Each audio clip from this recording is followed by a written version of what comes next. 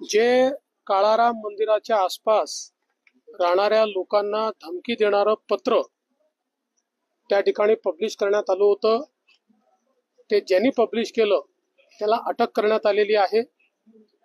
आणि त्यातनं हे लक्षात आलं की दुसऱ्या व्यक्तीशी वैमनस्य काढण्याकरता त्यांनी तशा प्रकारचं पत्रक की ज्याच्यामध्ये दलित समाजाला धमकी दिलेली आहे आणि निळे झेंडे लावू नका वगैरे अशा प्रकारचं जे काही मेन्शन केलेलं आहे, दुर्दैवाने ज्यांनी पत्रक काढलेलं आहे तोही अनुसूचित जाती प्रवर्गाचाच आहे आणि कुठल्या तरी वेगळ्या हेतूनं काढलेलं ते पत्रक आहे।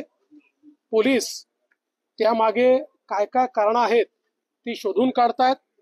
त्याच्याकडे 4 मोबाईल 2 लॅपटॉप मिळालेले आहेत, त्यामुळे अन्य कोणी या ठिकाणी त्याच्या पाठीशी आहे का, दंगल घडवून आणण्याकरता अशा प्रकारचं पत्रक त्यांनी काढलं आहे का।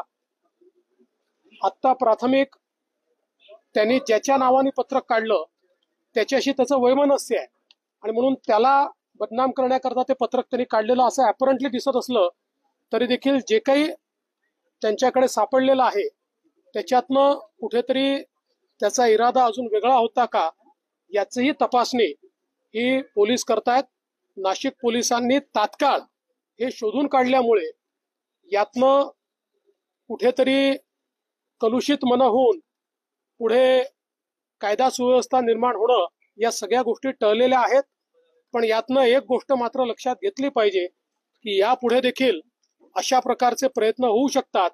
असं एखादं पत्रक काढायचं आणि पकडलं गेलं तरी सोशल मीडियावर ते चालवून द्यायचं, जेणेकरून लोकांमध्ये गैरसमजुती तयार व्हायच्या आणि त्यातनं दंगा सदृश स्थिती तयार व्हायच्या अशा प्रकारचे प्रयत्न हे यापुढे होऊ शकतात। आणि म्हणून त्याच्याकडे पूर्ण लक्ष ठेवून आम्ही आहोत। मी डीजींना आणि SID ला देखील त्या संदर्भातली सगळी जी काही वस्तुस्थिती सांगितलेली आहे।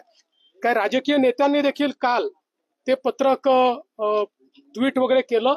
त्यांनाही माझी विनंती आहे की अशा प्रकारच्या गोष्टींमध्ये शहानिशा न करता, वस्तुस्थिती न पाहता अशा प्रकारे जर आपण कराल तर त्यातनं समाजामध्ये तेढ निर्माण होईल।